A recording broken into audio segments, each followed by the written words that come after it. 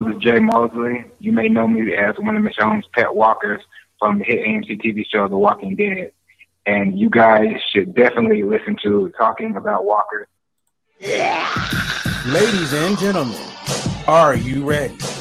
Indie Radio presents Talking About Walkers, The Walking Dead podcast. A show that breaks down all new episodes of your favorite zombie TV show right here on indieradio.org.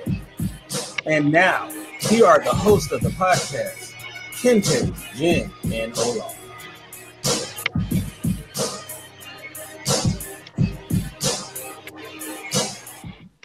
Hello, and welcome to an all-new episode of Talking About Walkers, The Walking Dead podcast. I am your host, Kinte, all the way live from Los Angeles, California. Hello, and welcome and I'm so glad to be here with you tonight. We are talking about episode number 14 of season 9, and this episode is called Scars. And this one was definitely a different one than we've seen so far. So I'm really interested in getting your point of view on it. This one filled in a lot of gaps that were missing, and and it really gave some more.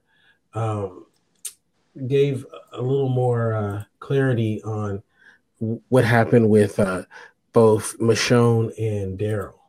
So, but before I do that, let me introduce my wonderful co-host. It's the one and only Jen. Were you a little sure about who you had on? No, it was just what can I say why I took the pregnant pause? I hope you're not pregnant. No, that wouldn't be good. It just flashed on the screen that in living color to hit the big screen with the cast reuniting for 25 years after the final finale. That's what got it took my whoa. So that's why I was like, because he obviously a huge fan of the show, and that just took me by. I mean, I've been hearing that they, are going to do that, and wow, that's pretty freaking cool. So sorry about that's that. Exciting. Yeah, so it wasn't because I forgot who you were. It was just that was it. So I'm really glad to hear that. I was a little bit concerned. As you should have been. If I don't know who you are by now. All right. And you're absolutely right. This episode was really different. I have a lot to say about this episode, so let's get to it. Yeah, let's get to it. This episode, now you're gonna shoot me, okay? And I mean, you're like so many times. You're like, I've had to shoot you so many times. But one thing that, and I know the listeners are gonna shoot me as well. But so just go ahead and get your guns ready. I didn't understand what was the relation between Michonne and the black lady. Like they knew each other from before, but I didn't know what their relation was. Was that clear? I don't even know if that was clear. Oh, okay. So it wasn't just me. I mean, I don't think that they were. Clearly, they were. I don't think they were related. If that's what you're thinking. Oh, okay. Because I'm sitting there like, what? Like, did I miss something or something? And I'm really thinking like I missed something, and I didn't get a chance to look at it a second time. So that's why I was like, okay, did they say who this person is? Okay, so it's not me. All right. At least I didn't catch it either. So if somebody did catch it and we're wrong, please let us know. Jocelyn too was her name. Jocelyn, right? Yeah. So and that actress was very good. She did a very good job. Her name was that whole storyline was just it was good. It was very good. Yeah, people may remember that she was on the show True Blood. She was the main character on True Blood, as well as that's right. Yeah, and as well as she was on this show called Queen Sugar, as well, and Hannibal. Gosh, was she Tara? No, Reba McClane was her character's name. On True Blood? No, on No, she's Tara on True Blood. Yeah. Okay. Hannibal, Okay. she was Got it. Reba McLean. Yeah, Reba. Right. So Yeah, I remember her on that. Yeah, so she's been around for a minute. Yeah, she's been around for a minute. She's a very good actress, and she did a great job too, by the way. So kudos to her. But yeah, okay. So all right, so it's not just me. I feel better now that I didn't miss that. And if anybody who's listening or whatnot or hears this podcast, if you know, if it's, I didn't see The Talking Dead afterwards, so I don't know, this character, how this character knew Michonne. So yes. I mean, obviously they knew each other from before the zombie apocalypse, but who they were to each other, I didn't catch it. It felt like in that introduction piece where they all came to the wall that there was something, and obviously there was some instant excuse me, there was some instant recognition, but I didn't hear anything specific, and usually I catch that stuff. One thing too is I didn't see The Talking Dead, so I'm assuming they talked about it. So anybody who's seen The Talking Dead will definitely probably understand what I'm about to say. But I'm looking at the cast list, and Chris Hardwick is credited as a walker in this episode. No way. Yeah, and I think he's been one before. But yeah, so it says he was uncredited on the show, but it says here on IMDb he was a walker. So wow. I'm sure they must have shown it probably on The Talking Dead. I can only imagine. So I guess I'm gonna end up watching it after we do this podcast, and they'll go, "Oh, there he was, hit that guy one." Right. But anyway, so this episode was very interesting. It was shot interesting as well. It was it dealt with a lot of interesting themes, and I thought Denai Guerrero's performance was awesome. She's always solid on the show, but I thought in this one they really gave her a lot. It's starting to feel like, I mean, we know that she's not going to be on the show past this season, but right. We didn't know that. It almost felt like one of those, episodes that they give people when, they're about to be no more on the show. So, it kind of felt like that to a certain degree. So, I mean, there's so much to talk about. We could talk about Michonne's pregnancy. We could talk about Judith. We could talk about, the torture. I think I'm going to start off with the relationship between Michonne and Negan, because those scenes in the jail cell is very, very interesting. I feel like they're very well written and obviously well acted, and for a whole season Jeffrey Dean Morgan has been in the jail cell, right? Besides getting out the one time, right? And in a way, it's almost like, man, he's such a really good actor to keep, in bondage like that, but kudos to them by sticking to it through the whole episode, through the whole season, because I'm sure they would be tempted to, let him out and, earlier, like, which we thought they did at this mid-season premiere. Right. So kudos to them, because it needed to feel like he was incarcerated a long time before whatever gets him out of there. And they've done a good job with that. But the scene where Judith comes up missing and Michonne has no choice but to go to Negan, I thought it was a really good scene. What did you think about that one? I did like that. What I thought was maybe the most telling about it was Michonne was intuitive enough to go to Negan to ask Negan, what do you know? Do you know where Judith might be? That felt very telling, in the sense that clearly Michonne doesn't just think that Judith is visiting Negan every now and then. Whatever else is happening, clear vision some kind of relationship, whether it's friendship or whatever you want to call it, has developed between the two of them, and where she doesn't know where to go to find Judith, she thinks Negan does. That seemed pretty telling to me. I actually think that the other thing that was telling about their interaction is how much Michonne is like Negan now.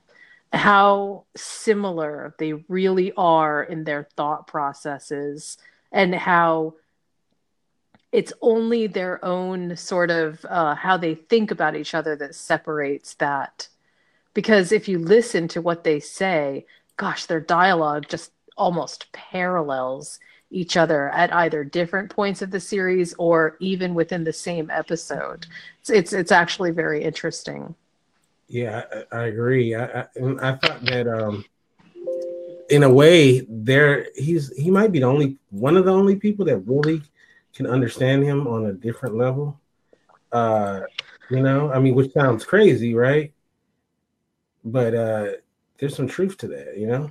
Well, I think also, just from a strange sort of observation, Negan is clearly strong in the same way that Rick was strong.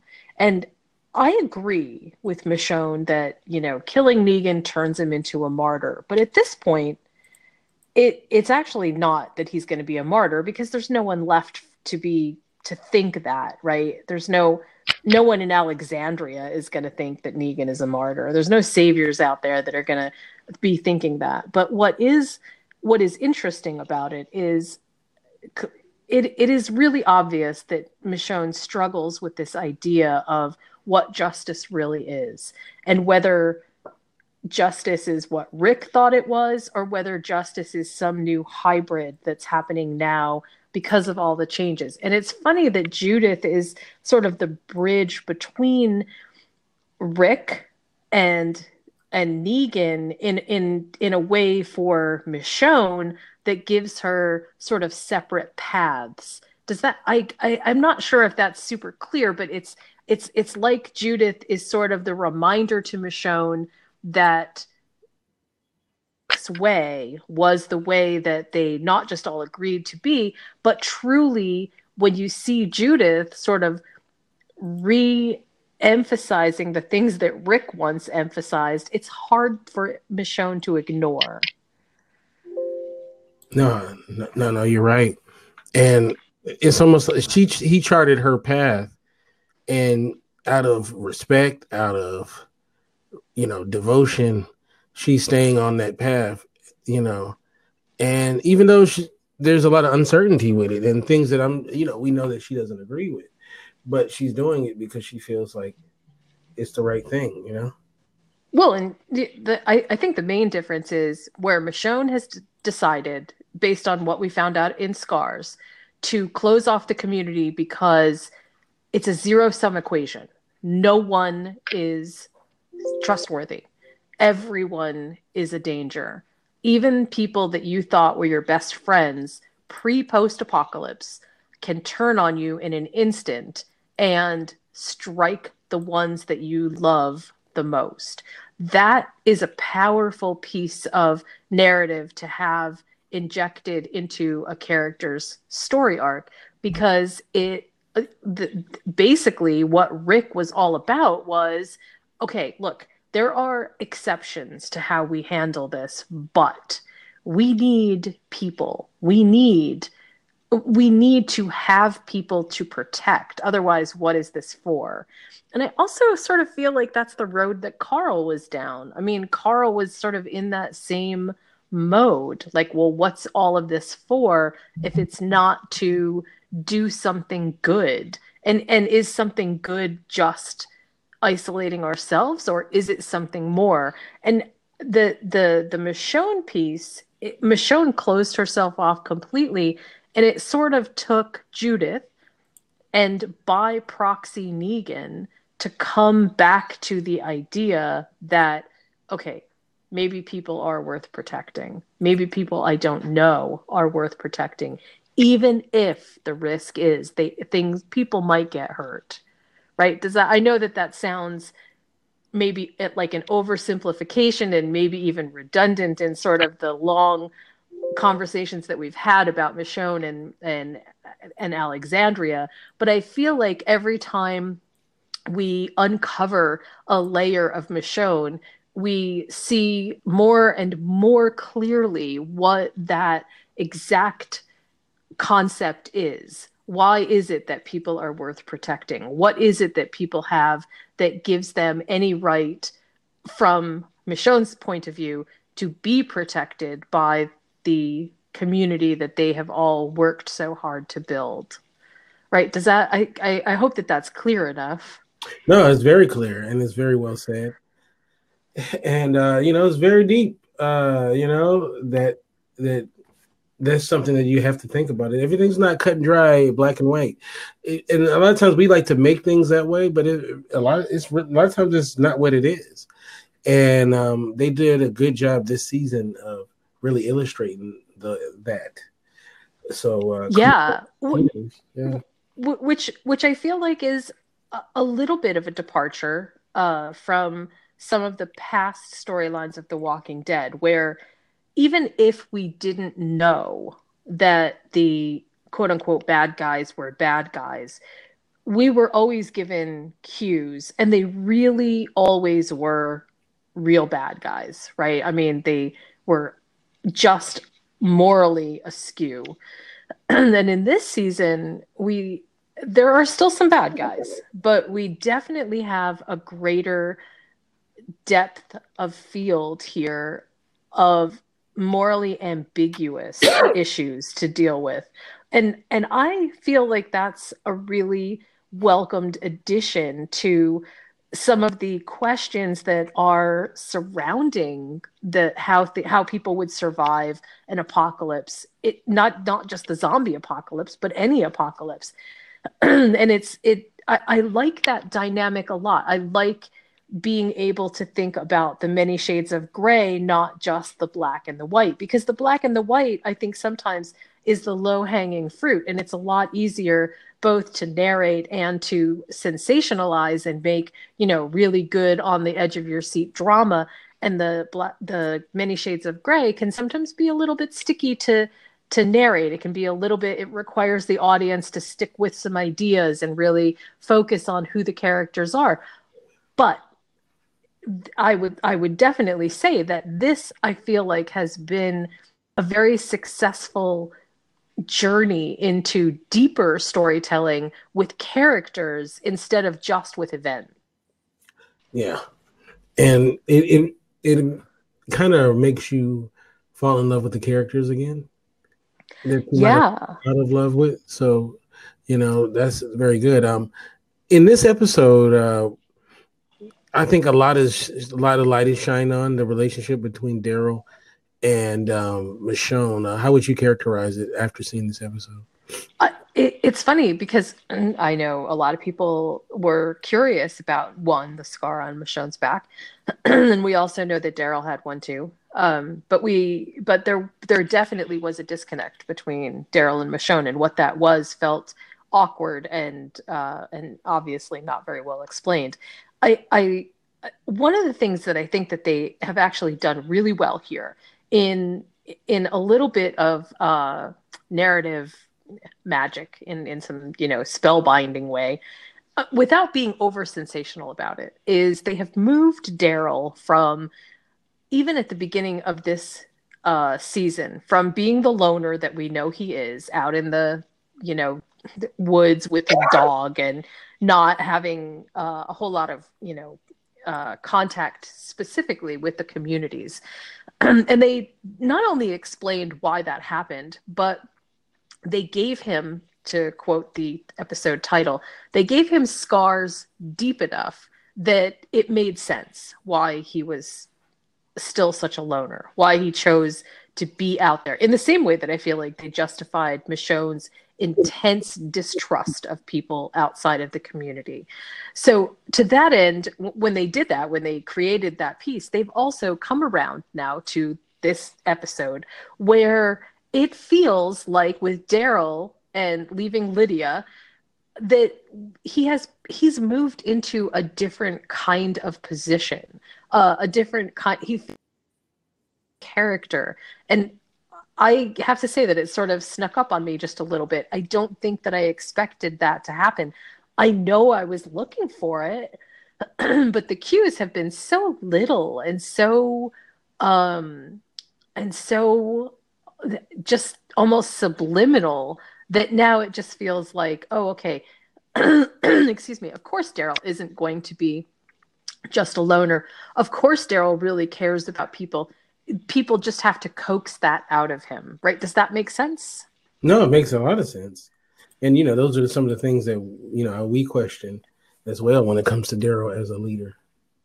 Yeah, definitely. And the backstory and scars really gives Daryl a lot of depth in the sense that it sort of puts him front and center in both the Judith sort of ordeal, but also in this is why Michonne doesn't trust people. And so when Michonne says, I trust Daryl, that means a lot. I mean, the fact that at the gate, we saw two parallel things happen, right? At the beginning, we saw Lydia and Henry and Daryl, and we saw everybody at the gate asking to come in, and the people on top of the gate said, yeah, we can't trust them. No, this isn't good. And as the flashback comes in and we see exactly what happened before, by the end of the episode, you understand why that scene was so important. It's for Michonne to trust Daryl and say, okay, we can allow Lydia in, we can allow Henry in, we can deal with this, says a lot based on what we know that she must have already been experiencing, the kind of anxiety that she must have been experiencing, because that's exactly what happened when the whole thing happened with Judith, when the other group arrived. So I mean, it felt to me like they really, I guess, well. No, yeah, they wove it together excellent because, like sometimes I get a little worried when they try to set you up because it hasn't always been the best and the smoothest, but I thought this one's a case where they did a good job with it. So, once again, great. And that torture scene, oh my God. Right. that was something else. I heard watching it. So, yeah. You can tell that the new writers, or maybe not the new writers, but the new method of writing here has really softened the outer edges of how they are doing things. That event driven is super important, but that event driven is not the end all, right? That there is something under the surface where it didn't feel like there was something under the surface before. A lot of times The Walking Dead felt like episode to episode, it was what's going to happen, who's going to die, what single event will propel this episode into my memory. And now it feels a lot softer. It feels like there are things to pay attention to because we want not just to care about the characters, but because we're interested in who they are, not just what they're doing. And I feel like that's a big shift. A huge shift because, like as you were saying, that's not always was the case.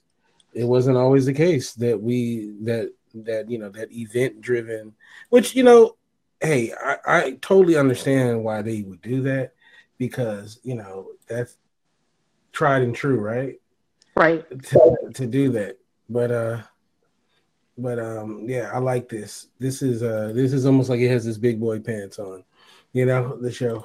Yeah, it's matured. After all of these seasons, it's sort of finally found a different maturity level than perhaps it's had before. And in an interesting twist, I think, last night they were able to tell two consecutive stories that almost blended together seamlessly without using anything that I would consider to be tricky on their part. I mean, obviously we knew it was the Michonne sequence episodes when Michonne was pregnant, and that was in the past. But they didn't trick us out. They didn't use soft filters. They didn't change colors. They didn't use any of the usual suspects when it comes to production to give us that sense. It was like, it felt so much more seamless on a timeline because they didn't do that, right? Because it felt a lot more organic. Like, no, this is just what happened before. You don't really need to have any special feelings about it. You just need to know that it happened, which was also kind of cool. Very cool. It was very cool. Yeah.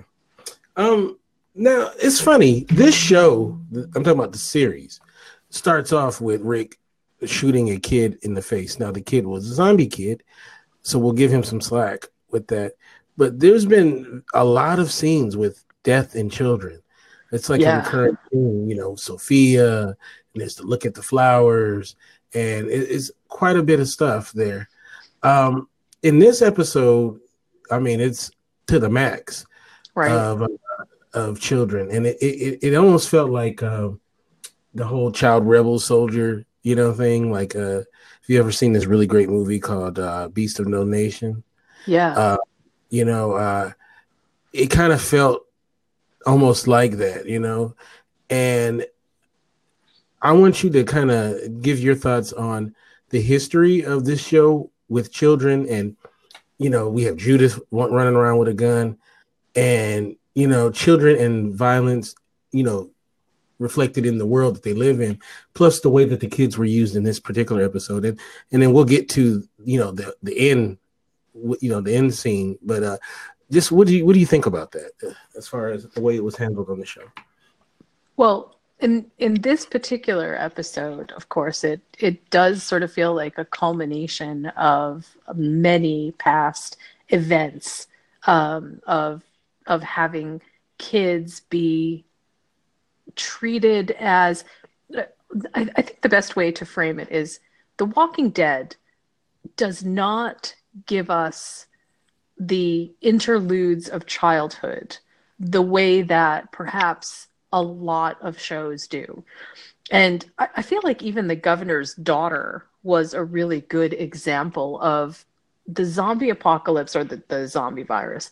It doesn't play favorites. It's not like the things that are going to happen during and after the apocalypse are somehow free from age discrimination, or those things are arbitrary. There is no such thing as the virus has some kind of hard stop at 12 years old, or hard stop at, you're this height, or you're this color, or you have this hair color, or whatever. It doesn't seem to matter.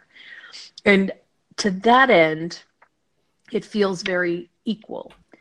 Where it will never feel equal is the fact that we don't live in the zombie apocalypse, and we treat children with a kind of almost reverence. We want children to be safe and secure. It tugs on heartstrings that even if we're not parents, we still feel, because nurturing the young is just something that human beings are kind of, born to do. And so when there's the big scenes where kids are involved, sometimes I feel like they can be sensational, right? I mean, I really felt like the Carol scene was so sensational. But why was it sensational? It's sensational because the children themselves suffered. It was because we knew that Carol would spend the rest of her life suffering with what that really meant. And that feels really important. Similarly, in this episode, we understand intuitively that Michonne not only didn't want to kill the kids, but that her reason, her justification for killing them was to save her own, was to save Judith. And that it feels really important to understand that even if these people, although I think Michonne had more of a pause, that this isn't really about them being kids as much as it is them being the vulnerable, them being the ones who can't take care of themselves. So if you look at this, if you look at scars in a wider metaphor, right? Michonne came to the understanding that those who cannot protect themselves must be protected. And the only way that she could see that was by remembering the fact that Judith was once one of those that could not be protected. And that, I think, has been sort of the narrative thread that they've been trying to get to through all these episodes with kids and never really got to until now.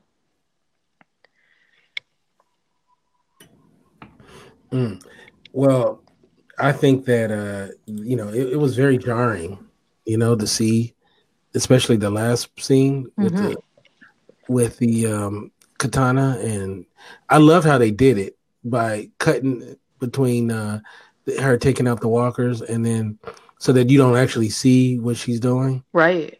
I thought that was really well done. It was very well edited too, and very well acted as well. And I gotta say, it was really good. I enjoyed it. For a show that doesn't back away from gore ever, full stop, the tasteful way that they put this together felt like it was a respect of the subject matter as opposed to just, I'm sure we could get away with it, therefore we'll do it. Right. And as much as we love HBO might have shown a little too much. Well, in some ways too, I also think that this was this is a big respect factor for Michonne, right? To not glamorize it in any way or sensationalize it, I should say, for Michonne, or from Michonne's perspective, was really a nice shout out to the character Michonne. That is, no, we're not going to sensationalize this because to Michonne, there could not have possibly have been anything harder than doing what she had to do in that moment. I can't even imagine it. I was thinking, man, I'd have been slicing and dicing them kids. But, I'm crazy, though. It's just so, yeah. So, for what is this? What do you think this episode means for the relationship between Judith and Michonne?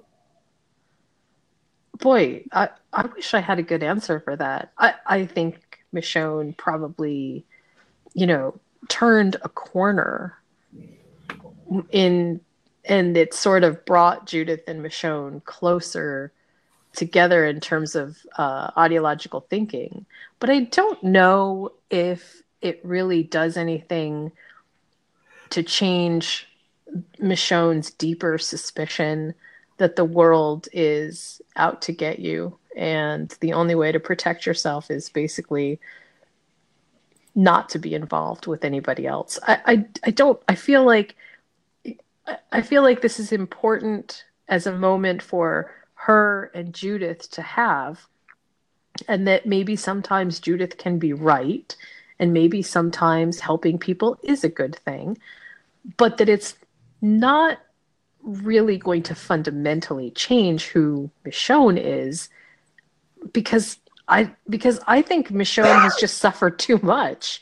I mean, based on even the Sunday night's episode, it just feels like, yeah, she has been through hell, literally and figuratively, and how you reorganize yourself after that to become, Pollyanna about anything, even remotely, is really tough to see.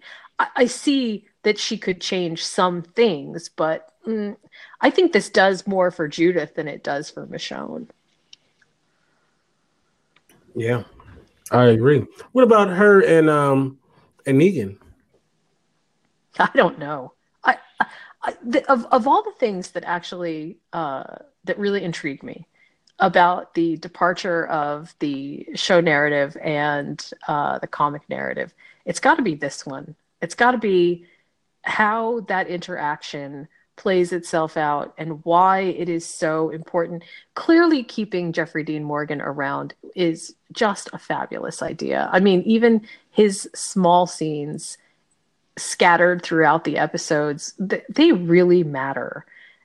But but the consistency behind sort of what he represents is really hard to nail down. So I don't know.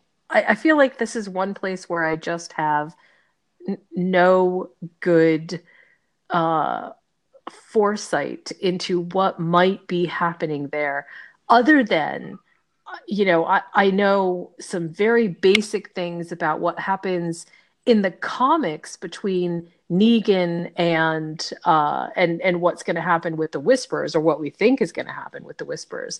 And so it leads me to believe that maybe there's some little tie, but they've done so many different things with Negan now that I just wonder if that storyline is not completely sort of trashed in favor of something else.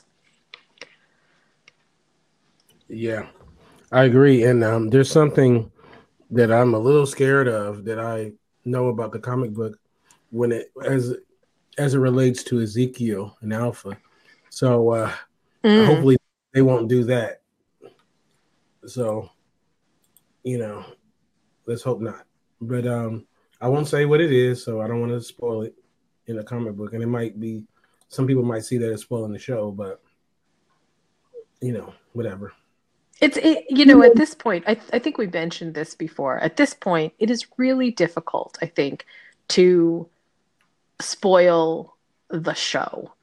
Because first of all, we're not the writers, right? We're just commenting on material that's been out there for a very long time and making assumptions about what may or may not happen. And to compare apples and oranges, even if they both have appeal, it just doesn't, there's no way to do it. So, I don't find it. I've really thought about this a lot. I've really thought about, does talking about the comic make people, does it give them advanced knowledge that maybe they shouldn't have? And every time I keep coming back to, no, it really doesn't, because everything about The Walking Dead has always been in the nuances that they tell the story with. It's not the same. And even if the story points line up, it's not the same. So, yeah, to me, it never feels like that's what it's about. Mm-hmm. Well, it'll be interesting, these last 2 episodes. Can't wait to get to it.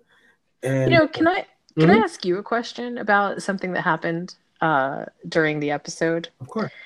So one of the things that, and this was early on, that seemed so interesting to me was the fact that Michonne took the time to sit down with Lydia and basically passively aggressively tell her that maybe she should make the decision to leave everything that is who they are in favor of something else, because she might be a danger. And she didn't say it that way, of course. She couched it in, this is my own experience. My own experience is sometimes we have to do things we have to do things as a sacrifice, basically, ourselves, that we then know will safeguard other people. And I wonder what you thought about that, just about